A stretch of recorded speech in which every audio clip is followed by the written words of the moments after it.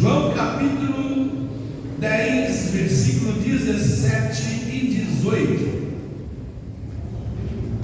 Diz assim a palavra de Deus: por isso o Pai me ama, porque dou a minha vida para tornar a tomá-la.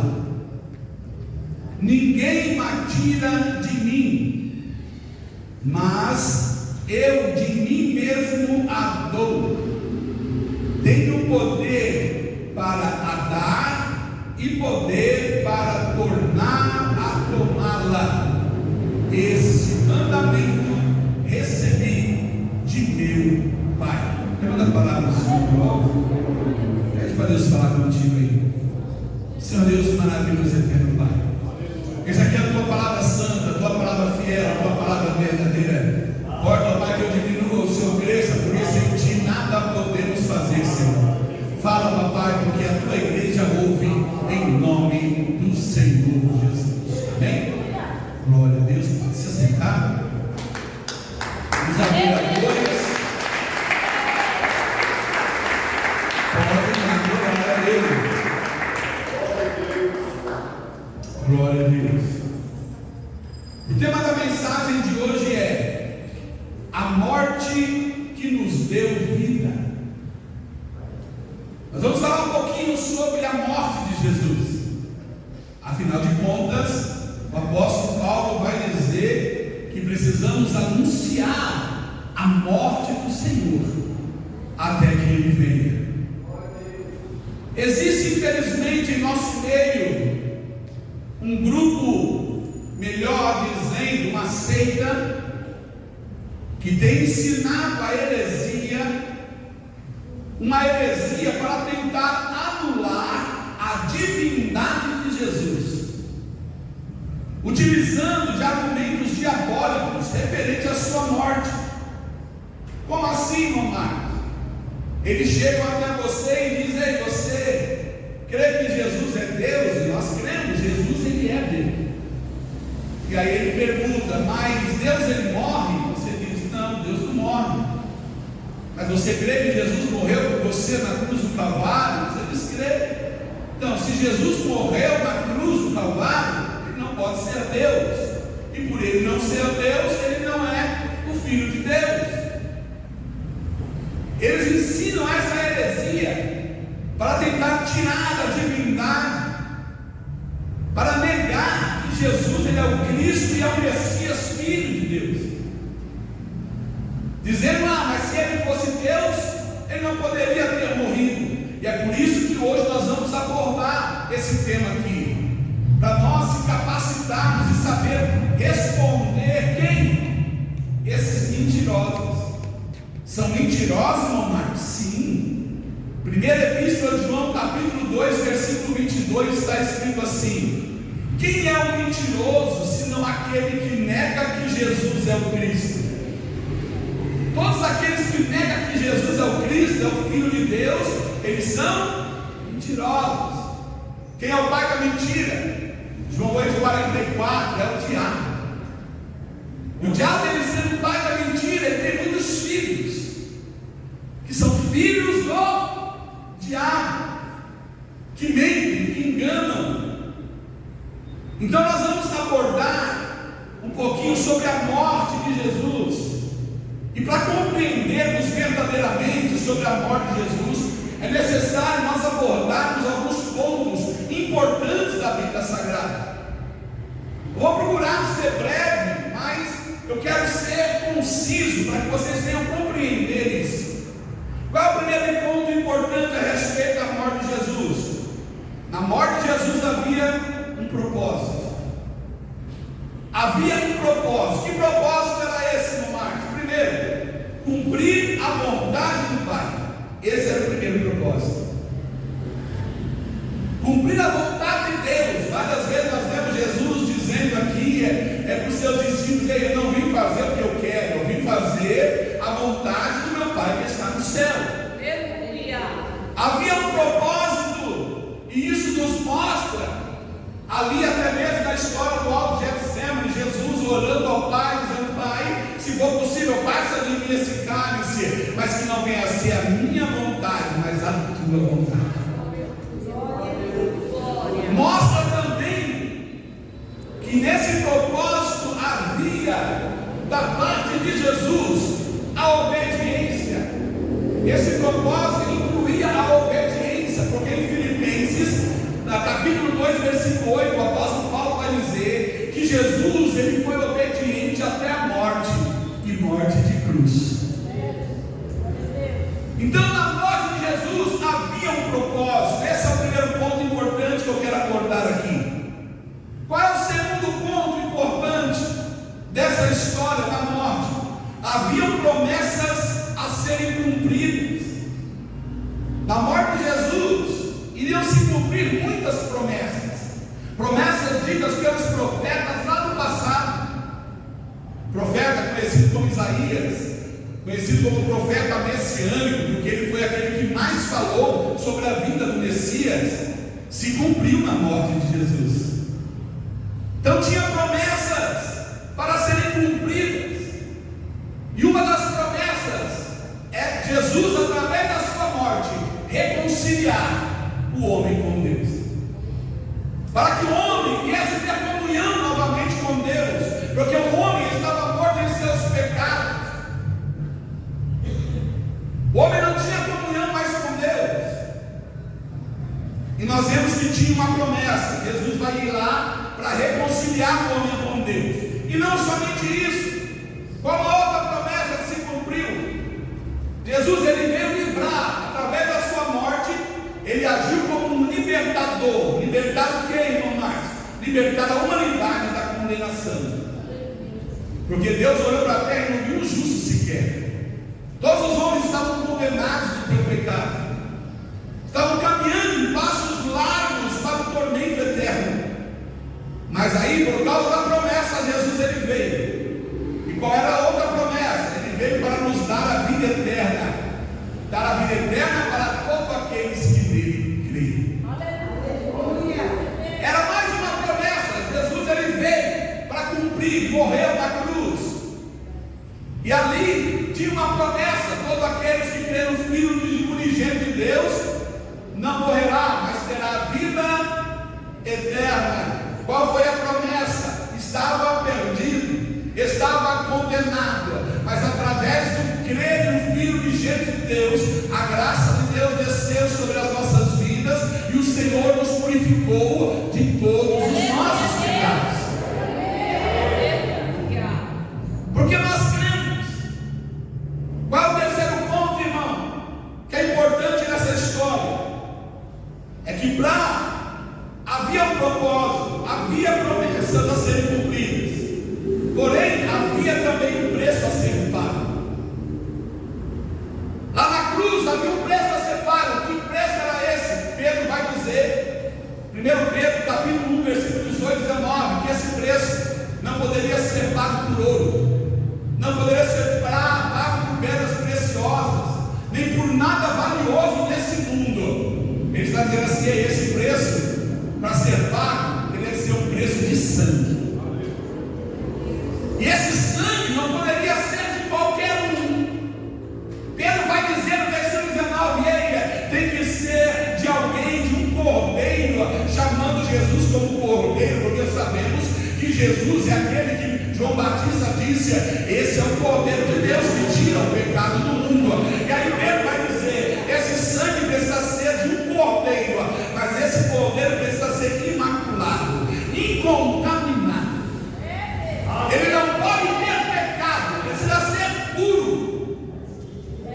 E nós vemos que um atributo incomunicável de Jesus é a impecabilidade. Ele viveu aqui na terra, mas não conheceu o pecado. Ele não pecou. E Jesus ali simbolizava ali esse cordeiro no Antigo Testamento, para poder o povo receber perdão dos seus pecados. Uma vez por ano eles precisavam levar um animal, precisava que ocorresse um sacrifício de sangue ali no altar do sacrifício, para que Deus viesse perdoar o pecado do povo. Então todo ano eles tinham que levar um animal ali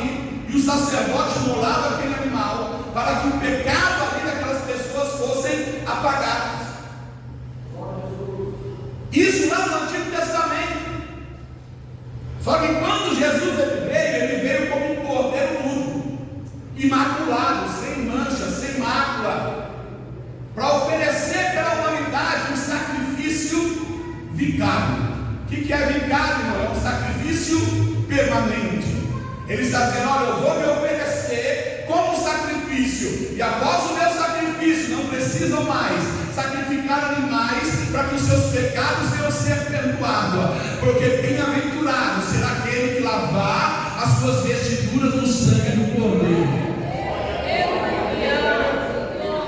É no meu sangue que vocês vão ter os seus pecados perdoados, é através do meu sacrifício. Lá no passado, o animal era oferecido ali no altar de sacrifício e imolado, derramado sangue. E o altar do nosso Jesus foi lá na cruz do Calvário. Ali o altar de sacrifício foi lá. E o mais interessante é o que nós lemos aqui no texto. O texto vai dizer que ele se doou. Ele deu a si a morte.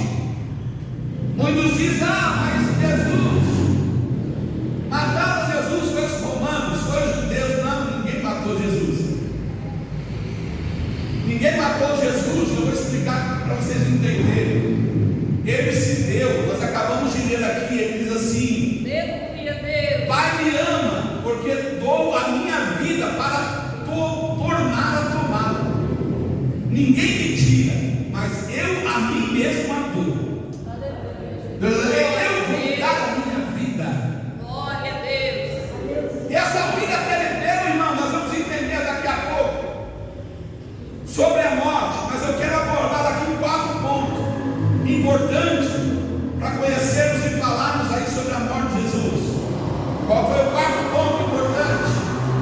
Além de haver uma promessa, além de haver um propósito, além de haver um preço a ser pago, também havia um grande mistério. Como assim? Houve um grande mistério na morte de Jesus.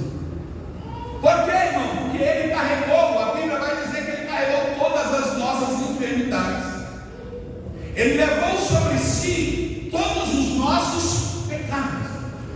Glória a Deus. Mas Jesus, ele é o Cordeiro Imaculado. Ele é Deus. Deus não tem parte com o pecado.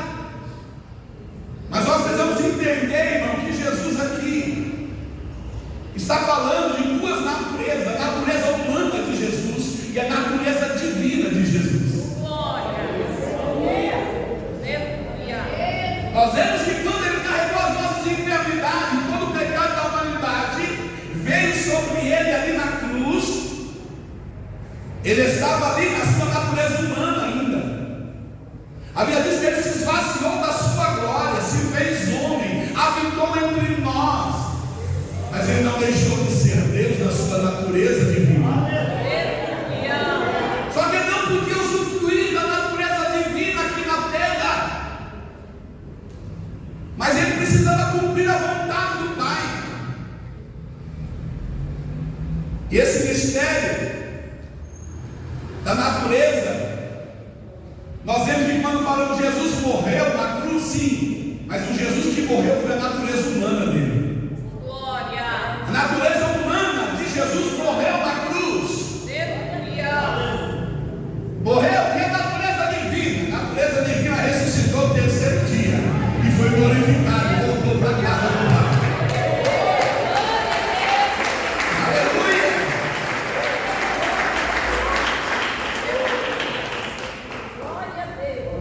Levou os nossos pecados, levou as nossas enfermidades. Houve um mistério ali também, por quê? Porque foi a primeira vez que Jesus sentiu que o Pai não estava próximo.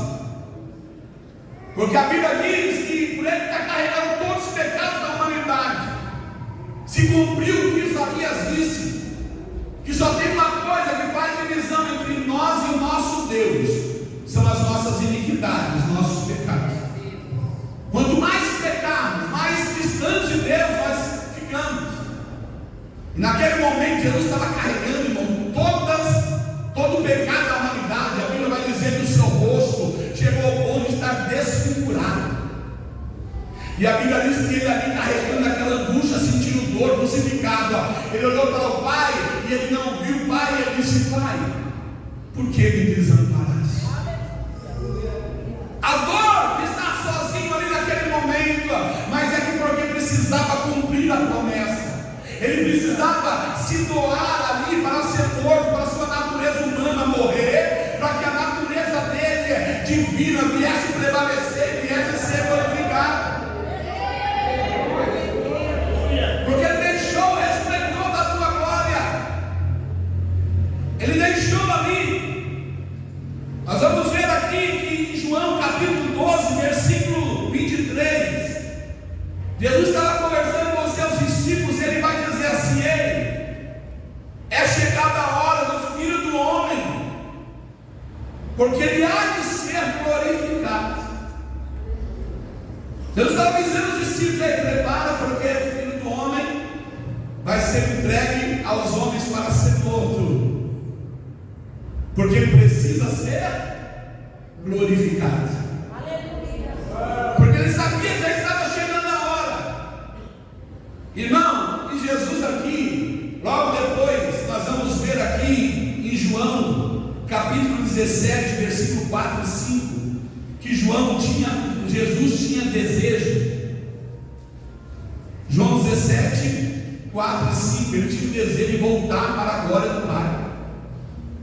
Ele estava aqui, mas ele não via a hora de voltar. Olha o que ele diz aqui, olha a oração pelos seus discípulos, oração, capítulo 17, versículo 4, ele vai dizer assim: eu glorifiquei-te na terra, ele falando com o Pai, tendo consumado a obra que me deste a fazer, e agora glorifica-me tu, ó Pai, junto de ti mesmo, com aquela glória que tinha contigo antes que o mundo existisse.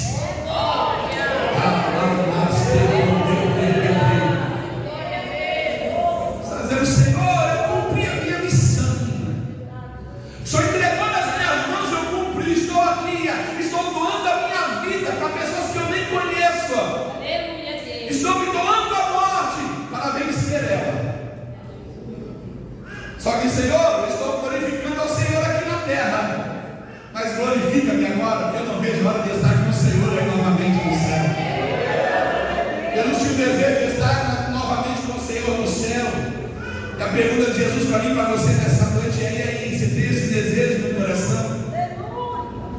Você tem o desejo de estar com o Senhor no céu? Estar ao lado dele, voltar para a tua casa? Só tem desejo de voltar para casa, irmão, quem já entendeu que você está aqui de passagem. Só você que entendeu que você é peregrino. A Bíblia diz que a vida é como um vapor de fumaça, ela aparece no momento daquela que ela desvanece. Mas você precisa entender que eu te chamei para uma missão. Jesus veio da terra, cumpriu a missão, mas depois Jesus glorificou o seu filho e levou ele para estar ali ao seu lado, à sua destra. E Jesus disse: da mesma forma que o Pai me ressuscitou naquele grande dia, eu também ressuscitarei vocês. Vocês que permanecerem em mim e eu em vocês também serão ressuscitados. Ele ressuscitou no terceiro dia, venceu a morte. Por ele ter vencido a morte, nós também já vencemos. Eu vejo um monte de crente com medo de morrer. Quando eu vejo esses crentes com medo de morrer, eu já falo: vixe, está desmantelado na presença de Deus. Não tem certeza que vai para o céu. Que eu creio que tem certeza que vai para o céu, está igual Paulo: Senhor, melhor seria se eu estivesse com o Senhor aí na glória. Mas enquanto eu for o último Senhor aqui na terra, me usa, faz a sua vontade na minha vida. Mas melhor seria para mim estar com o Senhor aí. A morte do verdadeiro cristão é uma passagem para uma vida melhor. A morte do verdadeiro cristão é o fim de uma jornada de enfermidade, de luta, de tribulação, de perseguição, para estar no lugar onde não haverá choro, porque o Senhor enxugará dos nossos olhos todas as lágrimas. Lugar que não haverá enfermidade, não haverá dor, não haverá sofrimento, será somente glória, aleluia, regozijo na presença do Pai.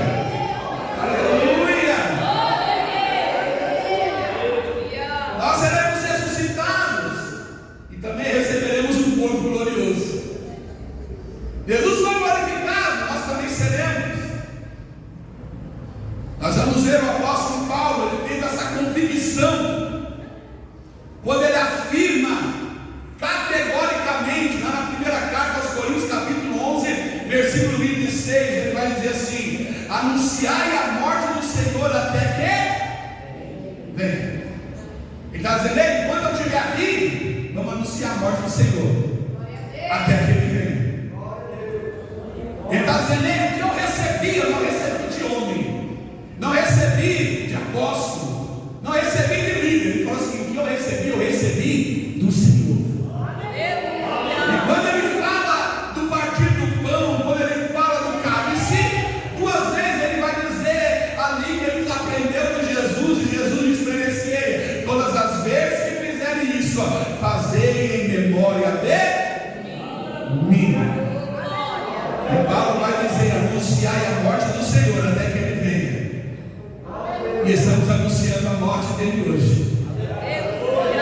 Ele morreu, a natureza humana morreu, mas Ele ressuscitou, a natureza divina dele voltou para a glória do Pai. Mas nos deixou a graça, nos deixou a oportunidade da vida eterna, nos deixou a oportunidade de chegar à vida de uma forma diferente. E entendemos que nós temos uma missão. Você tem uma missão, você tem um propósito. Mas o Senhor está dizendo: ei, da mesma forma que Jesus falou para os discípulos, Ele está chegando a hora do Filho do Homem ser glorificado. Nos dias que nós estamos vivendo, parece que eu posso ouvir Jesus bramando do céu, dizendo para a igreja assim: igreja, te prepara, porque está chegando a hora. Está chegando a hora de eu glorificar a minha igreja. Está chegando a hora de eu glorificar a minha noiva.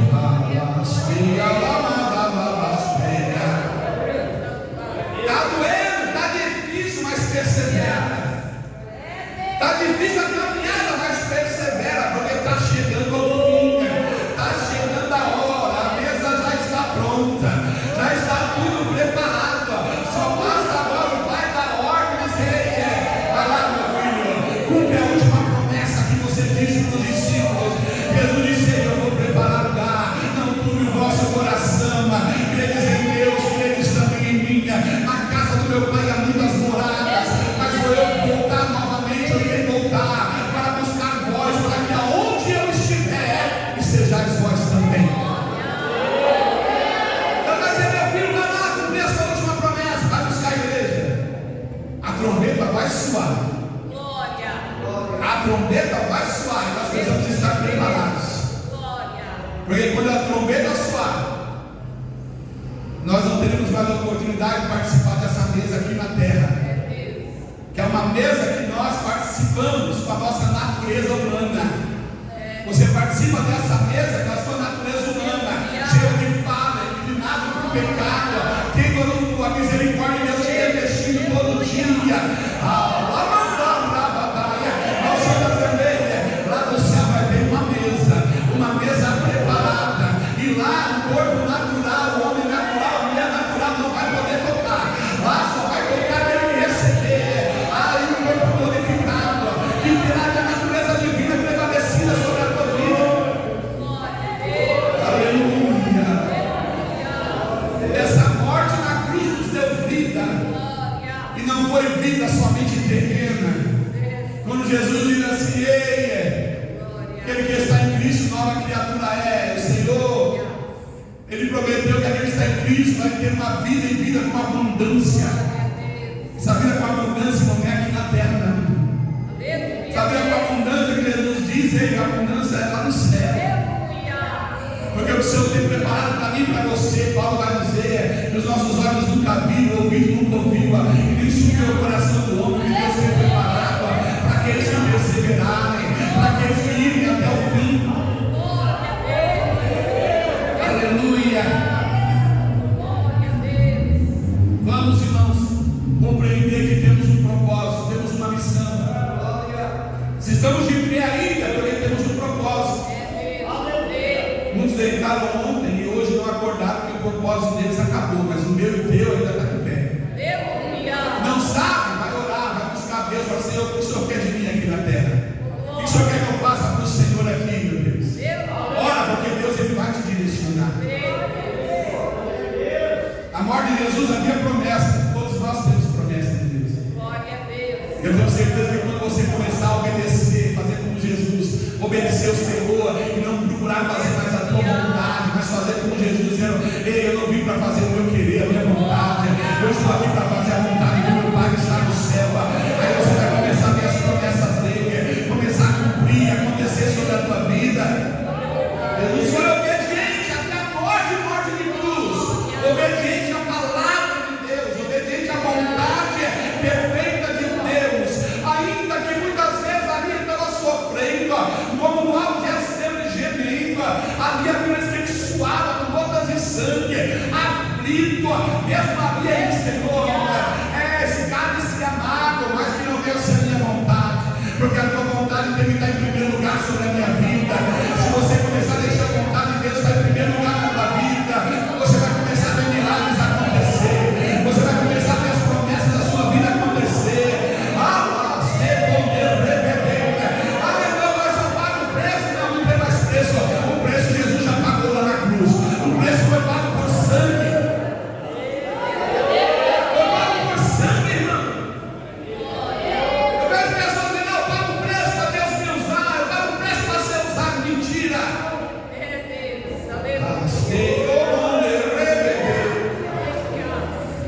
Mentira, irmão, paga nada. Mas que eu oro, vou na vigília, olha na madrugada, eu busco para Deus usar ele, não é que é sua obrigação. Não é mais que a sua obrigação orar, buscar a Deus, jejuar, se consagrar, é a obrigação de todo cristão. Agora, quando Jesus morreu na cruz, ele disse para o Pai uma coisa: ele disse: tetelestai, quer dizer, Pai, está tudo pago. Acaba a mão, responder. Está tudo pago, Pai, não precisa mais nada, não precisa mais, porque eu já paguei. Nós tivéssemos que pagar alguma coisa, eu sempre falo isso. Se houvesse um preço para o cristão pagar, seria um preço da renúncia. É você renunciar ao seu eu, renunciar à sua vontade.